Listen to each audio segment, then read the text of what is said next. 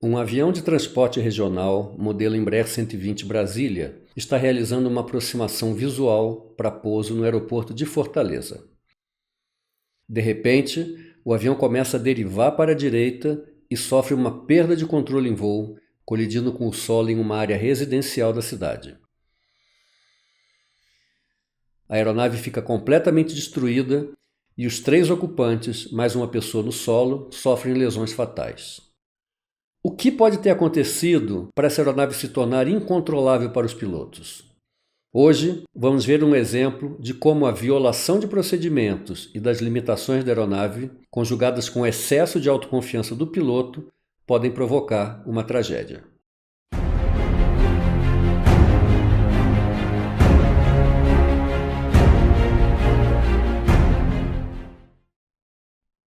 Na manhã de 21 de outubro de 1998, um avião modelo Embraer 120 Brasília, registro Papatango Whisky Kilo Hotel, operado pela empresa BSB Capital Táxi Aéreo, estava realizando um voo cargueiro na rota de Teresina para Fortaleza, transportando medicamentos.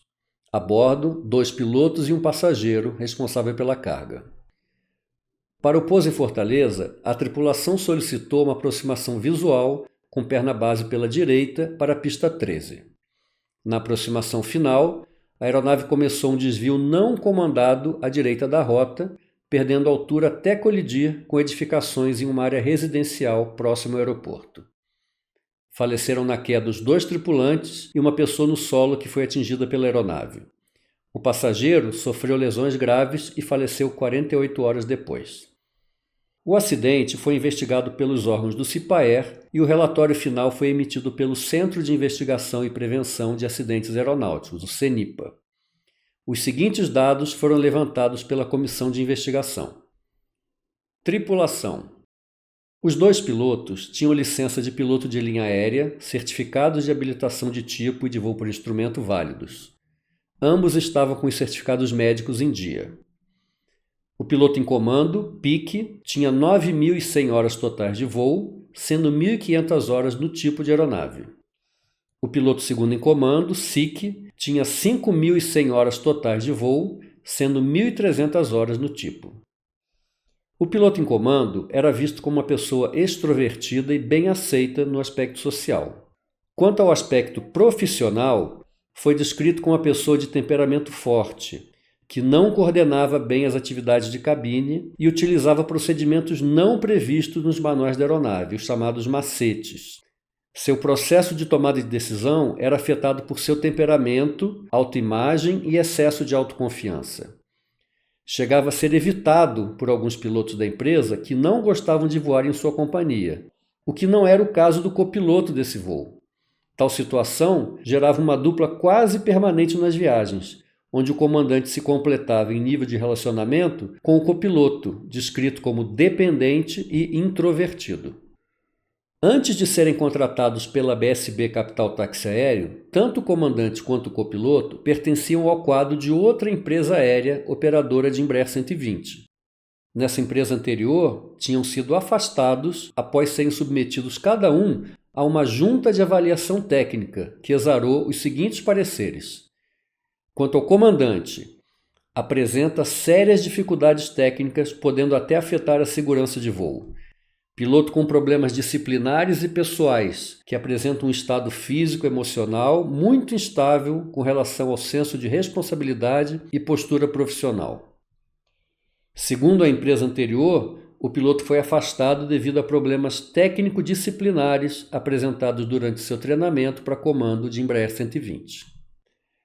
Quanto ao copiloto, o parecer foi o seguinte: piloto muito aplicado e esforçado, mas sem habilidade técnica. O copiloto também foi afastado da empresa anterior após o parecer da junta de avaliação técnica. Aeronave. O avião era o modelo MB-120RT, turbohélice, com 2 motores Pratt & Whitney de 1.800 SHP, pressurizado, com capacidade para 30 passageiros, e fabricado pela Embraer em 1988 com o número de série 076. A aeronave estava operando dentro dos limites de peso e balanceamento. A investigação não identificou nos destroços condições prévias que pudessem ter sido fator contribuinte para o evento. O livro de bordo da aeronave foi perdido durante o acidente. A comissão de investigação solicitou os registros de manutenção à empresa aérea, mas esses foram entregues cerca de 6 meses depois do evento, com lançamentos que levantaram suspeitas sobre a veracidade das informações. Comparado com aviões a pistão ou a jato, a operação de aeronaves com motores turbo-hélice tem algumas peculiaridades. Para entendermos o aspecto operacional, que será falado mais adiante, devemos conhecer um pouco sobre o mecanismo de controle da hélice em um avião turbohélice.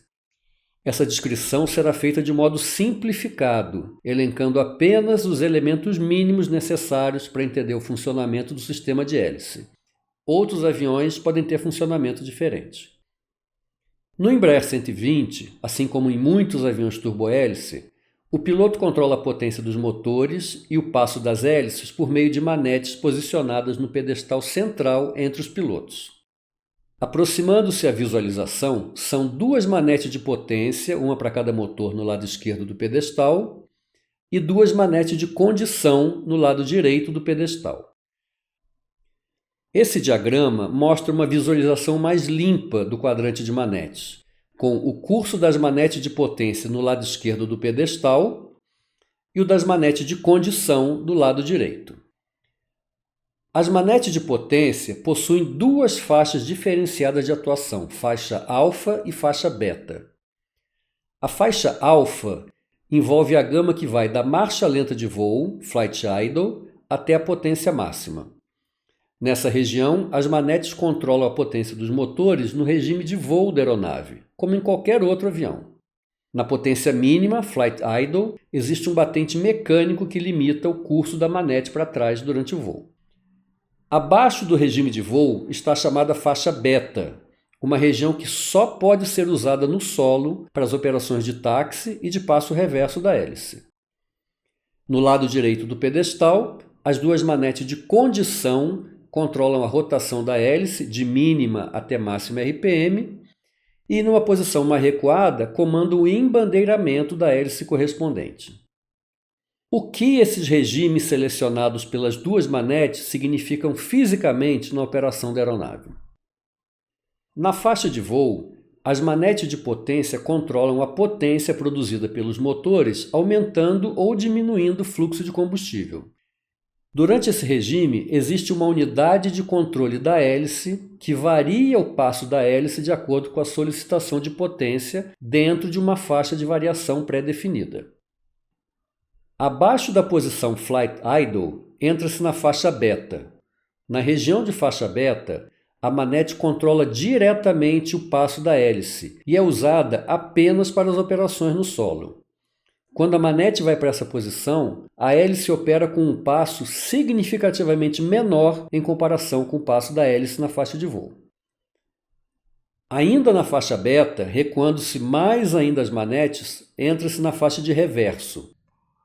Nessa condição, o passo da hélice atinge valores negativos e passa a jogar o ar para frente, auxiliando na desaceleração da aeronave no solo, na corrida após o pouso ou na rejeição de decolagem.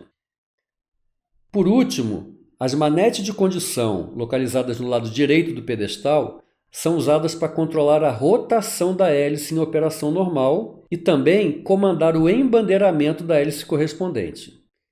O embandeiramento tem como objetivo alinhar a pá da hélice com o fluxo de ar, no caso de uma parada em voo, e com isso reduzir o arrasto produzido pela hélice, caso ela ficasse girando livremente. Em operação normal, tanto na faixa de voo quanto na faixa de solo, a hélice é obviamente tracionada pelo motor.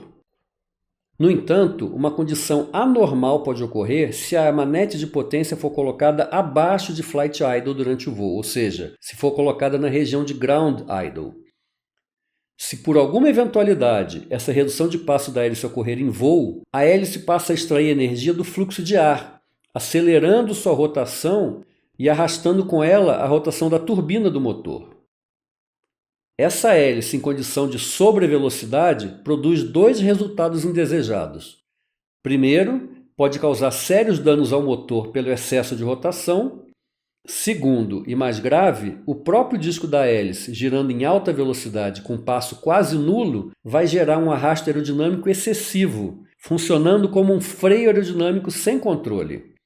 Esse enorme arrasto produzido pelo disco da hélice causaria uma séria dificuldade de controle em voo.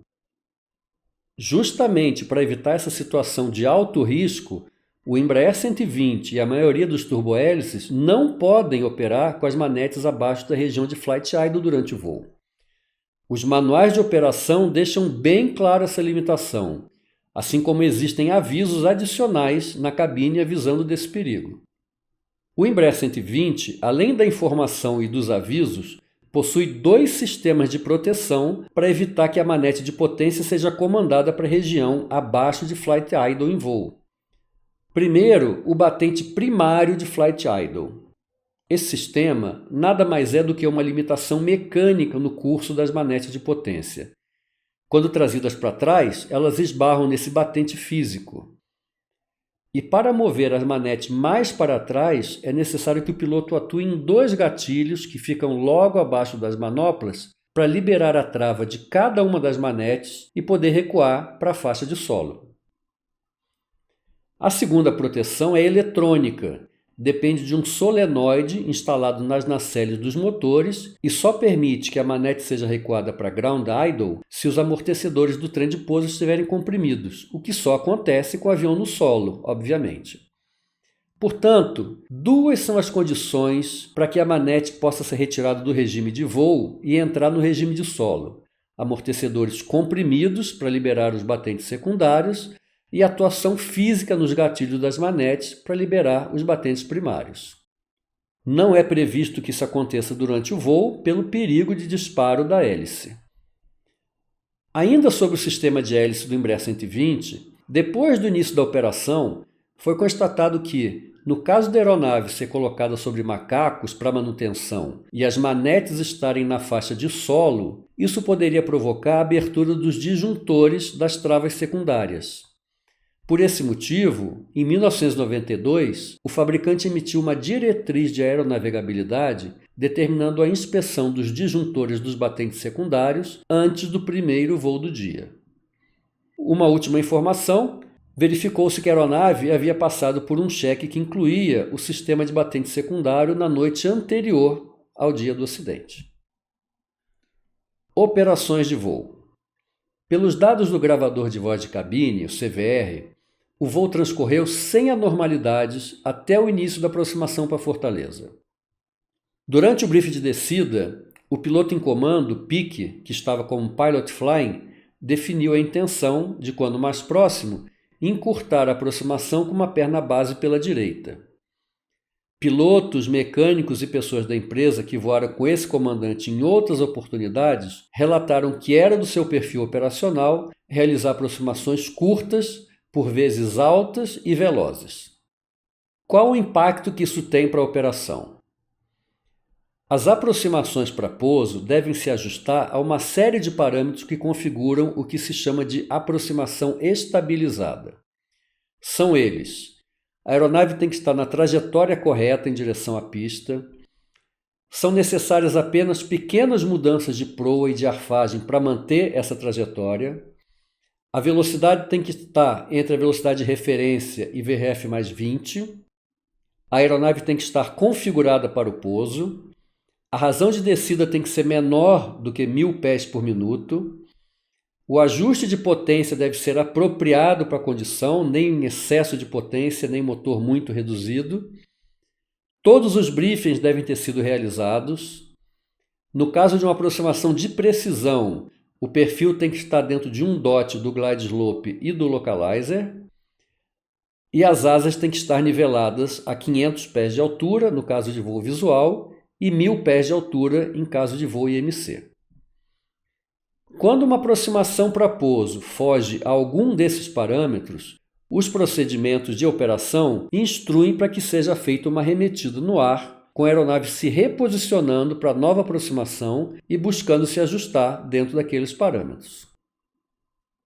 O Manual de Procedimentos do Embraer 120 estabelecia, na época do acidente, os seguintes parâmetros para realizar uma aproximação para pouso. Em caso de aproximação visual, a aeronave deveria estar na perna do vento, no través da cabeceira, a 1.000 pés de altura e com velocidade de 150 nós.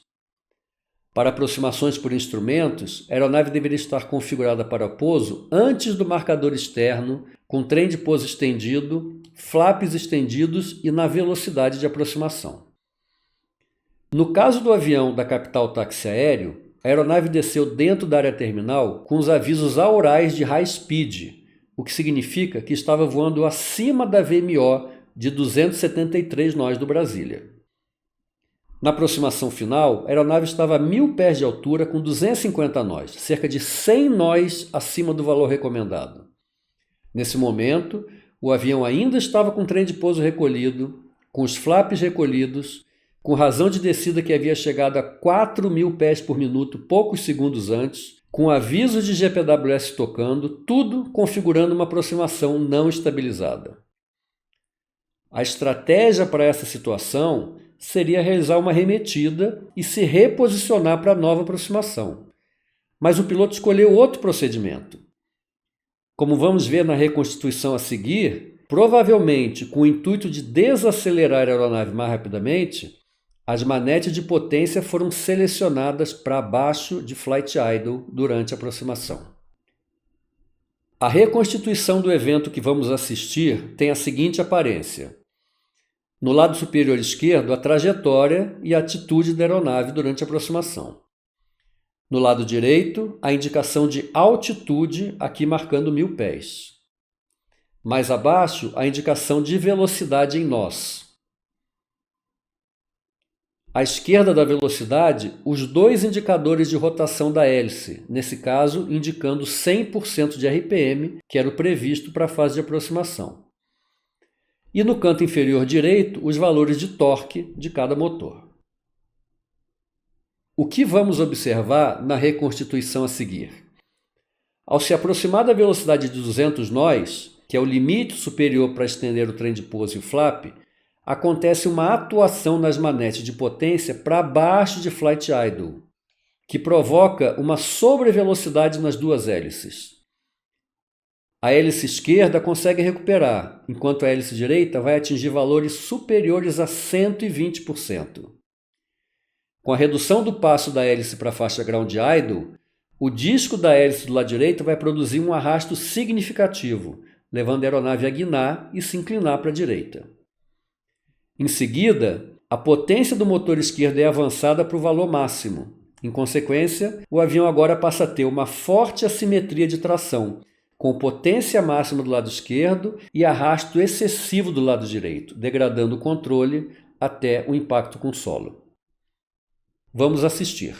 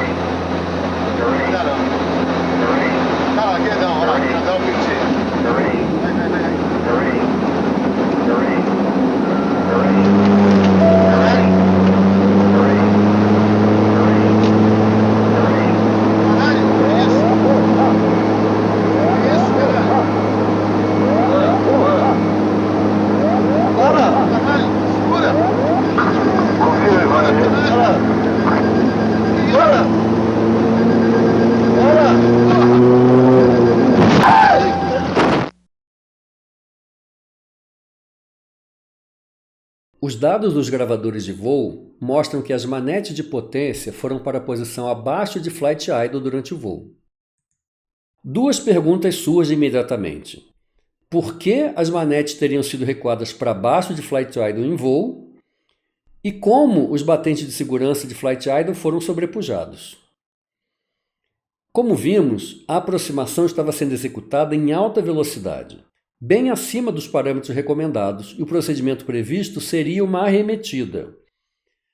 A redução das manetes abaixo de flight idle, apesar de ser um procedimento proibido e perigoso, teria a intenção de provocar uma desaceleração mais rápida da aeronave na aproximação final e evitar a arremetida.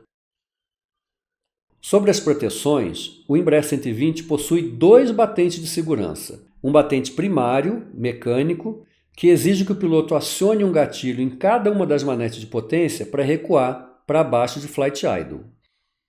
E um batente secundário, eletrônico, que exige que os amortecedores estejam comprimidos para que as manetes sejam recuadas, mesmo após a ativação dos gatilhos dos batentes primários. A pergunta que se repete é: como as manetes puderam ser selecionadas abaixo de flight idle com todas essas proteções?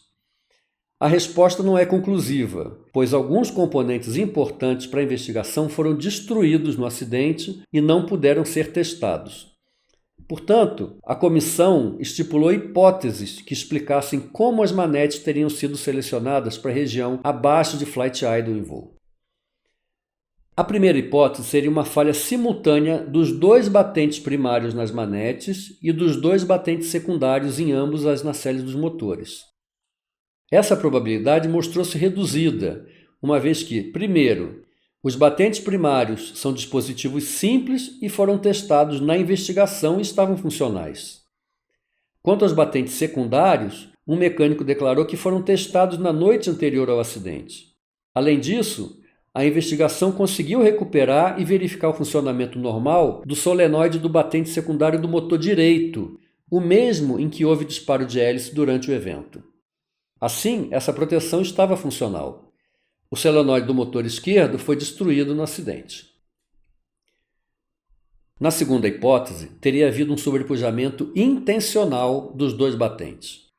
Supostamente, depois de ter esgotado os recursos para desacelerar a aeronave, o piloto tentaria uma modulação intencional e momentânea do passo da hélice, para aumentar o arrasto e desacelerar a aeronave, trazendo as manetes intencionalmente para baixo de flight idle.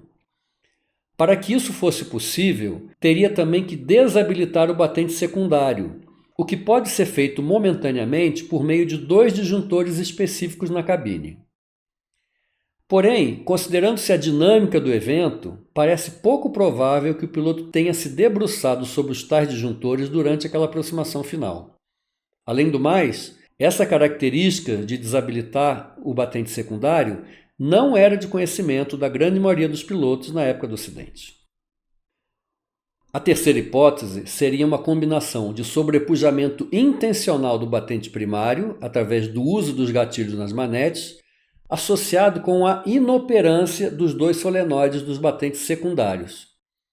Essa condição de ter os 2 batentes secundários desativados já havia sido observada anteriormente na frota, quando a aeronave era colocada sobre macacos para manutenção, com a manete de potência na faixa de solo e os amortecedores se estendiam. Isso provocava uma abertura dos disjuntores do batente secundário. Por esse motivo, o fabricante emitiu uma diretriz de aeronavegabilidade prescrevendo cheques e inspeções visuais antes do primeiro voo de cada dia, incluindo os disjuntores dos batentes secundários de flight idle. Como a aeronave havia estado em serviço de manutenção na noite anterior, incluindo o cheque dos batentes, essa foi considerada a hipótese mais provável para justificar a inoperância do batente secundário e permitir a colocação da manete abaixo de flight idle em voo. Para que essa condição se configurasse, a aeronave teria sido liberada para voo sem a inspeção nos disjuntores prevista na diretriz de aeronavegabilidade. É importante salientar que essa condição de risco associada com as manetes abaixo de flight idle não é exclusiva do Embraer 120, mas pode acontecer em qualquer turbohélice. Existem registros de vários casos envolvendo outros tipos de turbohélice, inclusive um acidente grave de perda de controle em voo com o Bombardier DHC-8 em 2011, resultando em 28 vítimas fatais. Portanto, voltando ao Embraer 120 em Fortaleza, tudo indica que o acidente teve como fatores contribuintes os desvios operacionais do piloto em comando, como a execução de uma aproximação não estabilizada sem adotar o procedimento de arremetida. Provavelmente, em função da sua resistência em interromper a aproximação, o piloto tenha optado pela modulação da manete de potência abaixo do regime de voo para desacelerar, uma clara violação das limitações da aeronave. No CVR, ele chega a mencionar a palavra speed brakes, fazendo referência a um dispositivo de desaceleração que não existe no Embraer 120. Esses desvios operacionais normalmente são disparados por um excesso de autoconfiança nas suas habilidades de voo. Durante a aproximação em alta velocidade, onde o correto seria uma arremetida, o piloto em comando chega a dizer literalmente: "Eu me garanto". Essa percepção de desempenho nem sempre é real, uma vez que o próprio piloto em comando tinha sido submetido a uma junta de avaliação técnica em uma empresa anterior e tinha sido dispensado devido ao seu comportamento indisciplinado e os riscos à segurança do voo. Isso nos leva a um outro questionamento, principalmente quando estamos atuando dentro de uma organização. Como era a cultura organizacional? Todos nós somos de alguma forma influenciados pelo ambiente onde atuamos. E na aviação não é diferente. Uma companhia de aviação necessita ter uma série de referenciais comportamentais para os seus tripulantes, buscando principalmente a segurança das operações de voo. Esses referenciais de cultura organizacional incluem os valores, as normas e a forma como a empresa reage quando alguém se desvia dessas normas. Uma das medidas da cultura organizacional é justamente isso. Quais são os padrões de operação, qual o valor que se dá a eles e como a empresa reage ao detectar desvios. A investigação desse acidente não contemplou os aspectos psicossociais e organizacionais do evento. Mas algumas perguntas que deveriam ter sido feitas na investigação seriam: os procedimentos da companhia quanto aos perfis de aproximação eram padronizados e supervisionados? Se os procedimentos estavam claramente definidos, por que não eram seguidos pelo comandante? Se o piloto tinha por hábito fazer aproximações em alta velocidade, por que os outros tripulantes não levaram o fato ao conhecimento da administração? Por que existiam tripulantes que não gostavam de voar com esse comandante? Os motivos eram de ordem pessoal ou incluíam o desempenho operacional?